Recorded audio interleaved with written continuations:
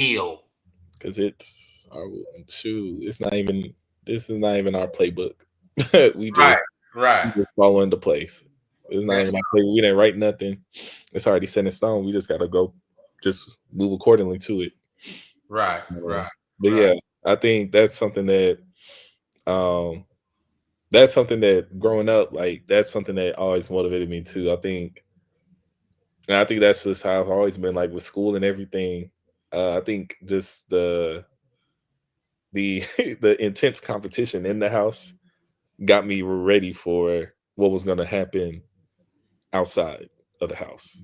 So like all the hurdles and all that type of stuff I had to overcome, or you know, in my head I'm just thinking like, oh, I'm just doing what I'm supposed to do. This is what I was destined to do, and that's how I always had the mindset, like as humbly, like, I'm probably one of the most I try my best to be as humble as I can. This past couple of years I've been a little big headed, but as that growing up, it was just like Tay and Punchy, like it's just always a competition. Everything's a competition, and me being the youngest boy, it was just like I'm always trying to keep up with them. So even with like sports and stuff, we playing basketball, I'm hooping with them.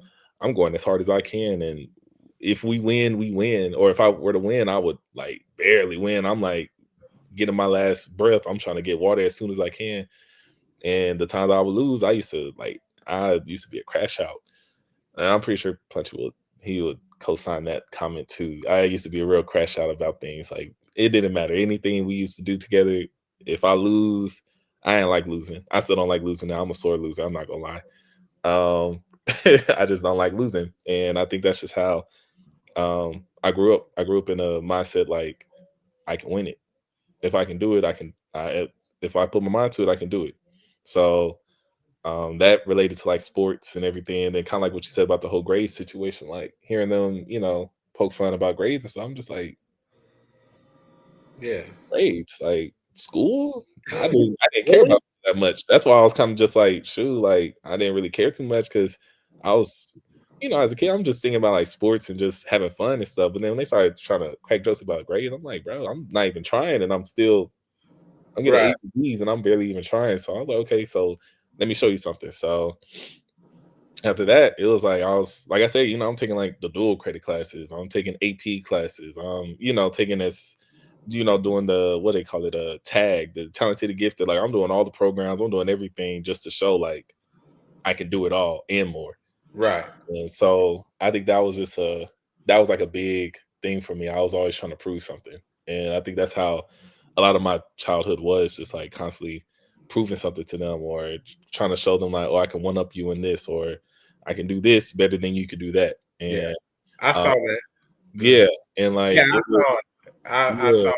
That's I hated that I wasn't there to veto that, to or stop that. mediated, yeah, Yeah, because because I would have put you with your age group and said, "You don't worry about them. You defeat this yeah, out there on the field." And then I watched you play baseball. I remember went to your game in West Dallas, and I said, "Wow, I played third base, and he's playing third base.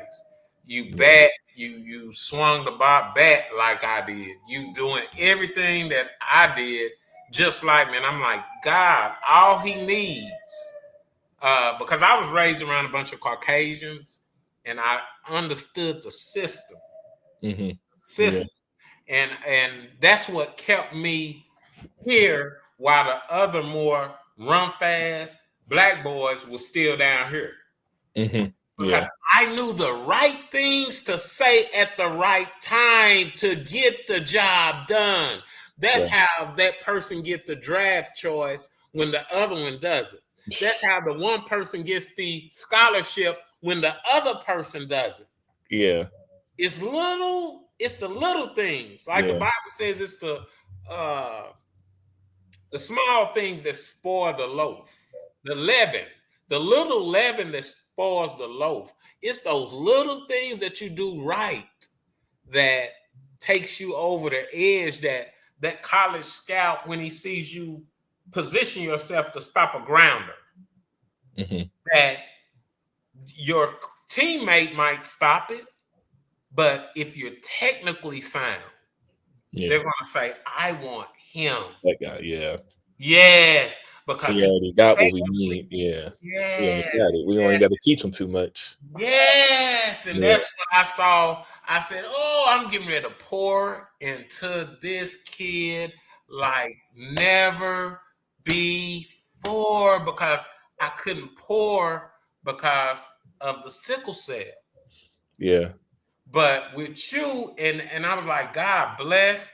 And after you, there was no, and before I forget, that same spirit you have, Michael has that. Oh my God. Yeah. He's a crash out dummy. Yeah.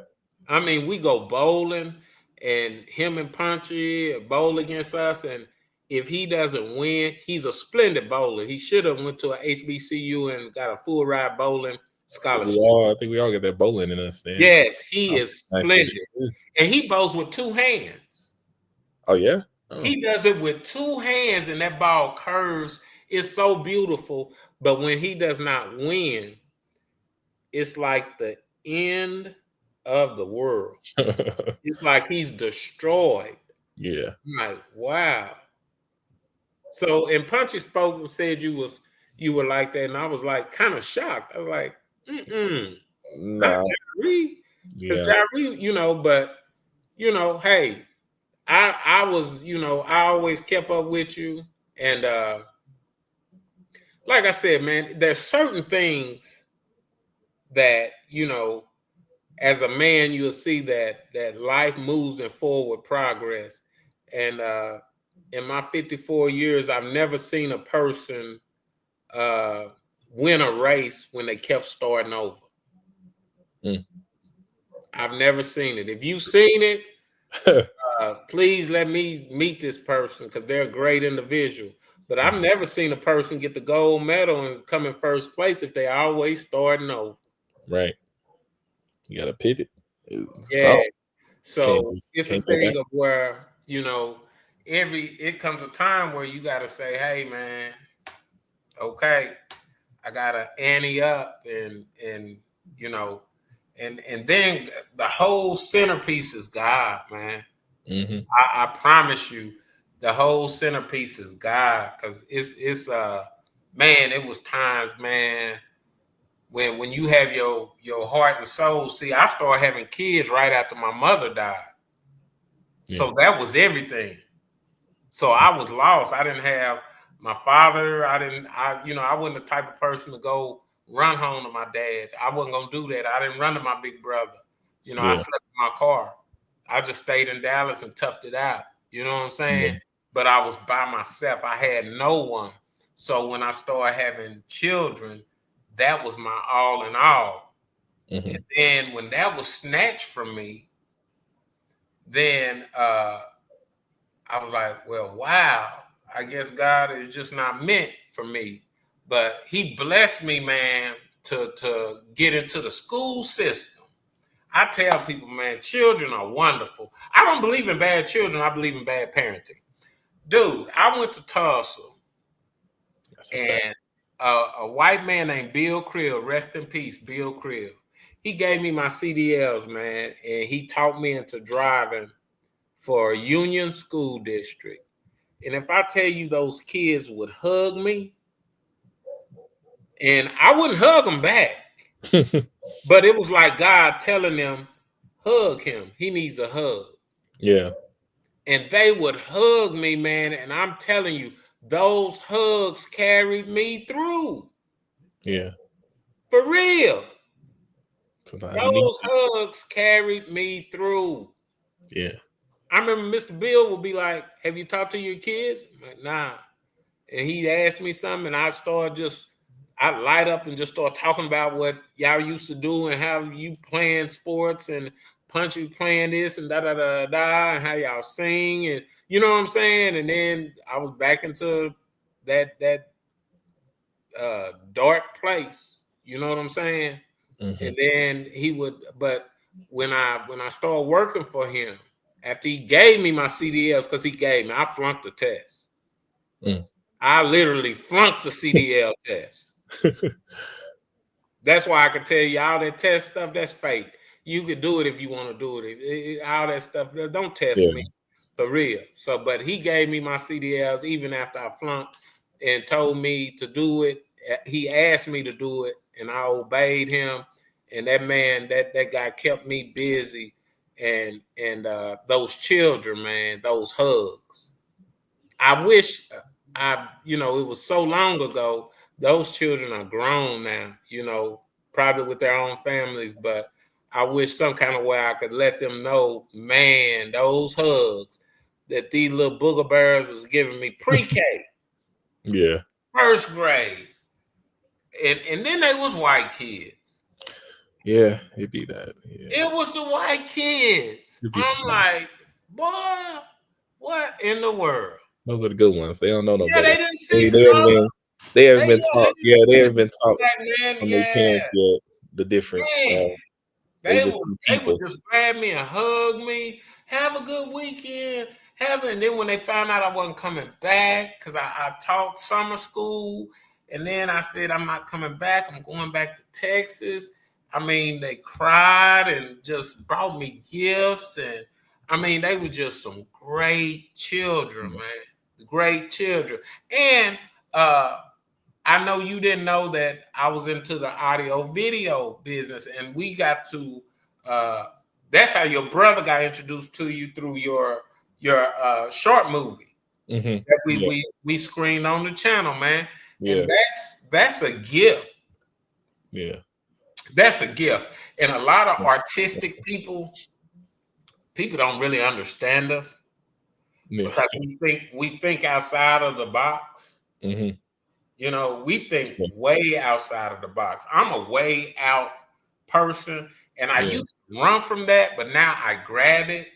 And if people don't like it, That's they, just it is what it is. yeah, Yeah. I got 5 fingers so they can get the middle one. Because I accept who I am, man. I Yeah. used to take a pen. You might say that as a pen, but I didn't have toys when I was growing up. This was my toy. Hmm. I used to play with sticks, pencils, and pens. I played football. I wrestled with them. I boxed with them, scissors and stuff like that. Those were my toys. My imagination was always on point. Yeah. I This think was a we all. Yeah. We all had that. Oh, yeah, still got that. yeah. Still have that. I Yeah. think I caught you doing that. Yeah, and they said something about it. I said, "Don't mess with him." Yeah. Because they Let him hit a be. nerve. Yeah, they hit a nerve because I said I used to do that. He's just doing and there's nothing wrong with that.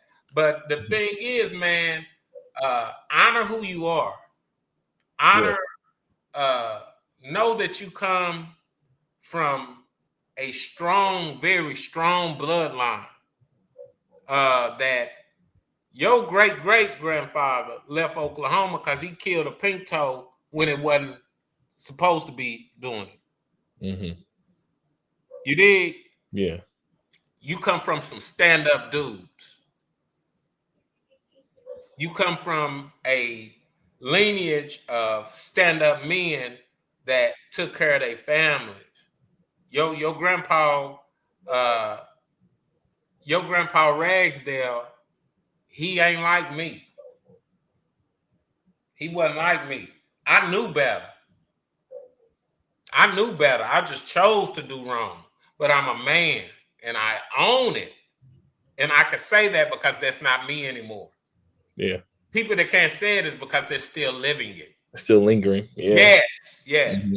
But me, I could say this. But I was raising all my dad's kids, children is by my mother. At neither one of their homegoings, no one said that's my daddy. No one came along. They were married until death did them part.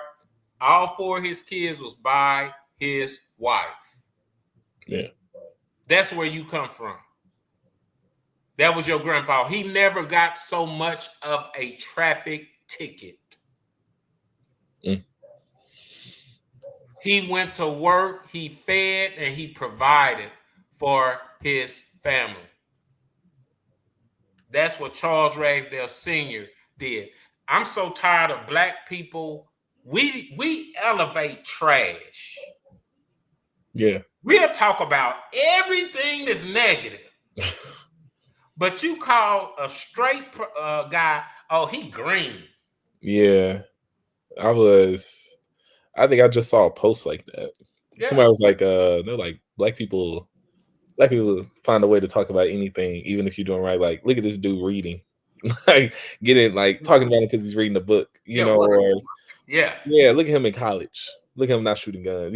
So I get right. what you're saying. Like, it is, we are in a culture where it's Yes, and just a time right now where it's like that's like was it frowned upon? Like, just yeah.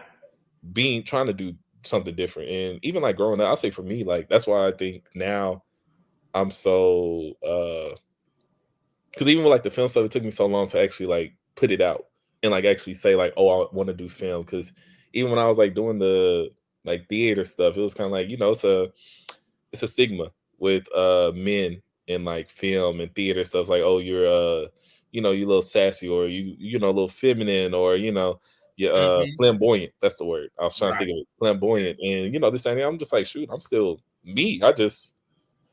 I like film. Like, I like to write. I Right. like to do this, that, and the other. So it took me a while to finally like just get into me and find myself in certain things. And I think once you accept who you are, accept your calling, because I feel like it was a calling. Like, and this is something that I haven't told a lot of people, but like this happened maybe 2022. I was in between like jobs, and I was like moving around a lot. Like, I was living in Cali, I was living in Houston, just working, and like work was good, money was good. It was just like I wasn't fulfilled internally. Like, I Hmm. feel like I wasn't doing what I wanted to do. I feel like I wasn't fueling my heart and like, what JIreh feels like JIreh should be doing. So, Right. I prayed about it, and I was just like, shoot, I'm gonna write a project.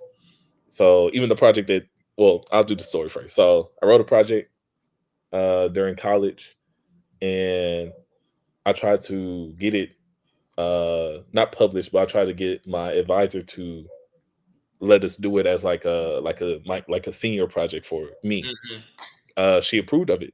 She said, I love it, like the script, I like the screenplay. And it was like a stage play kind of thing. Like, so it was gonna be on stage, like. So she was like, I like it, I love it, like, let's get it going. So I said, okay, cool. Um, Before I did that, she asked me to help another classmate direct one of her projects.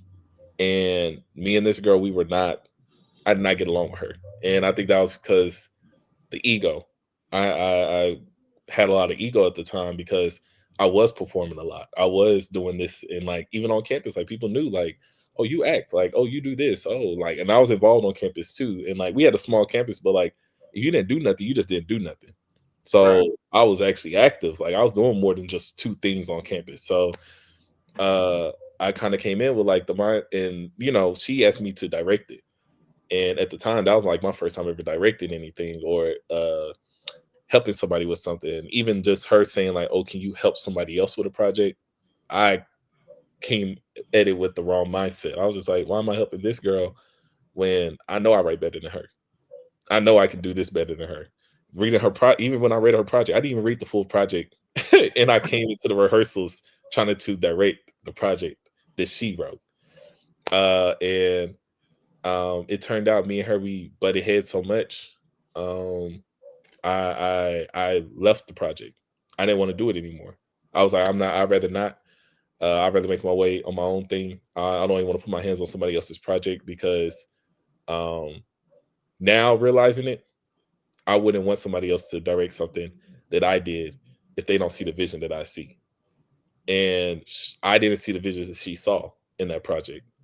And I don't know if it's because we just already didn't like each other beforehand or what, but we just didn't like each other. And me, like, I'm a pretty easygoing person. I would like to say, like, I don't really give nobody no issues to dislike me. If somebody dislike me, it's on them. Like, that's why I always say, like, if you don't like me, that's just a personal problem, because I don't give people a reason to really just dislike me. So, and like I said, I already knew that she didn't mess with me beforehand. So I was just like, oh, like, and I was very like, the ego was coming in even more, because I'm just like, oh, she wants me to direct your project.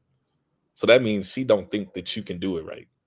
So I came off with the mindset like, oh, I got this. I'm gonna do this. I'm gonna do that. So yeah, So yeah, I got off the project, and the project actually ended up doing really good.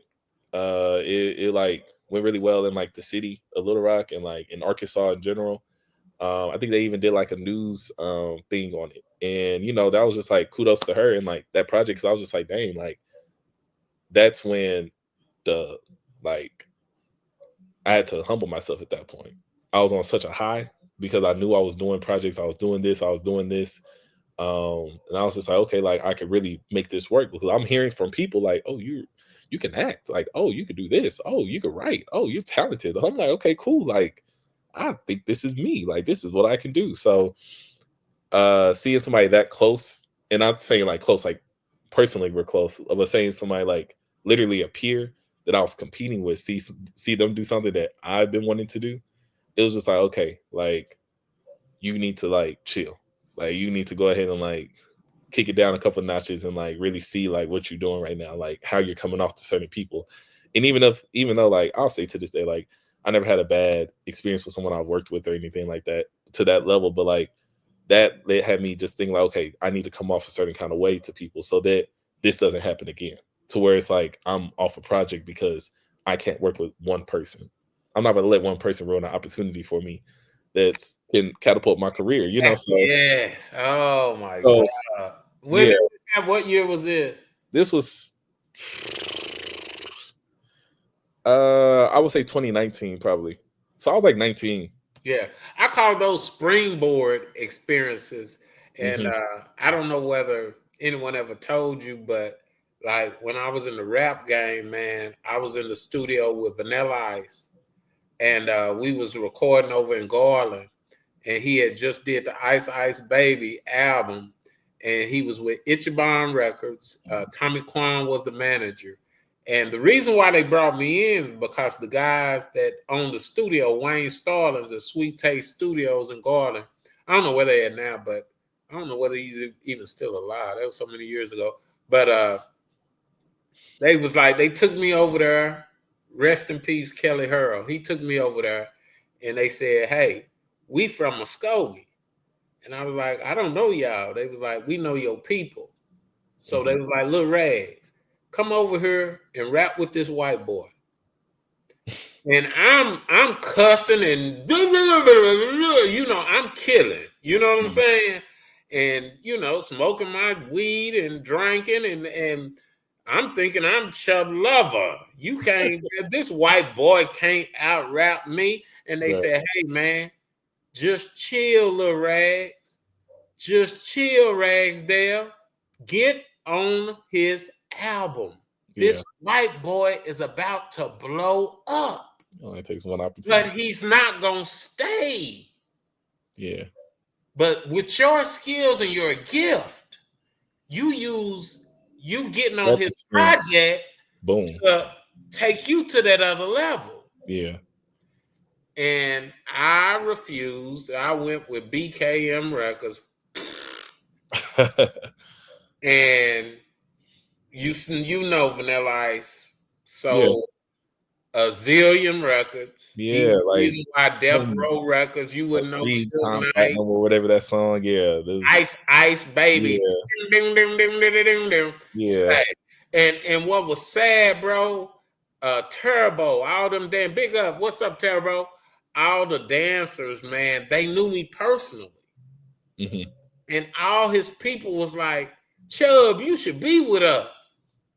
Yeah. They went all over the world.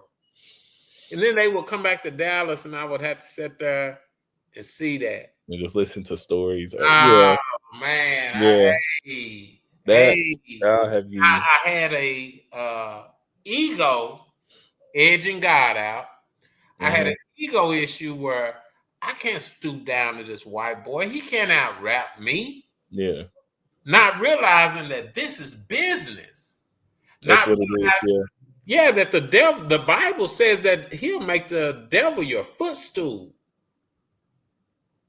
Yeah. You know what I'm saying? Hmm. Those were opportunities.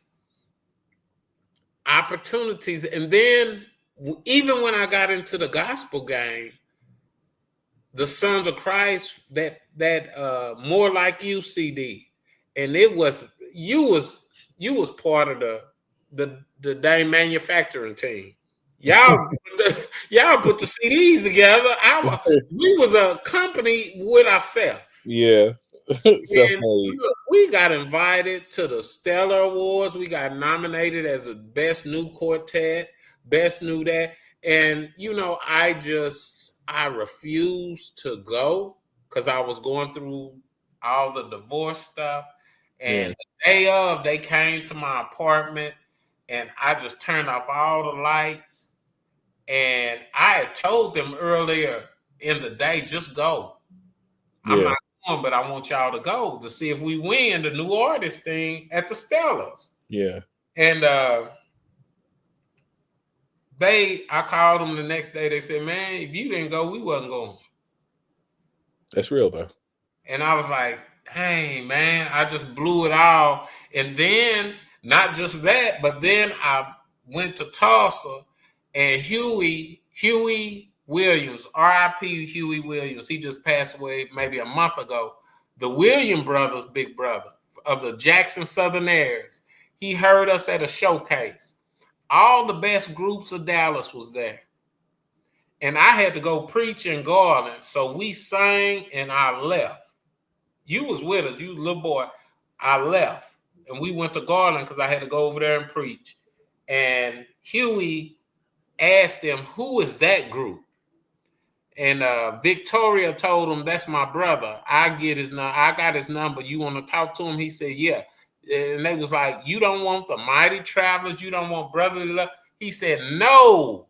That group is doing original music, and they have a sound that I've never heard before. Yeah. They will sell CDs." JIreh, I went to Tulsa, and that man called me so much, I finally told him, "Man, I quit. Mm. I'm done. I will call you if I decide to do music again." Yeah. So what I'm saying is, son, don't get caught up in your feelings, Yeah. because feelings aren't factual. Feelings are temporary. Yes, like happiness. Happiness comes from happenings, and everything that happens in your life is not going to make you happy. I like that. Happiness So means. I always live off of facts. And I Yeah. have a gift, you have a gift. And when allow God to direct you, and just be humble enough to follow. Your grandmother taught me a song when I was a little boy. It says, "Where he leads, I will follow. Where he leads, I will follow. I will go with him all the way." That's the kind of stuff I grew up learning, man. And I was 2 and 3 years old. I didn't know my ABCs. I started school. They didn't even, my mother knew I was a mess because I didn't go to public schools. I went to church school. Mm-hmm. So my first school, I was at Antioch Baptist Church. I was there. And the only reason I went to public schools because Pastor Bishop Noble, he passed, no, his wife passed away. Was it his wife? Yeah. And my mom didn't trust the wannabe new Miss Noble that was running the school, Yeah. because the old Miss Noble used to whoop me and make me sing "Holy, Holy, Holy." And my sister taught me my ABCs and how to count and stuff at home. I just knew Bible scriptures. That's all Yeah. I knew. So when I went to public schools, man, my first day, man, I beat up 2 people. I couldn't do public school. I didn't understand anything what they were doing. Yeah. None of it. I think my teacher was named Miss Durant or something like that, and then Miss Hill or whatever. It was at Whittier Elementary, and I remember seeing my sister in class, and I just fell out because I said I want wee wee, and Mama was like, "You can't go. She's in class. Your class is over here." So I just fell out, and she just dragged me down the hall by my head, by my hair, and said, "You go into class, boy." And I've acted up that whole first day of public school. Yeah. But I started off with knowing holy, holy, holy.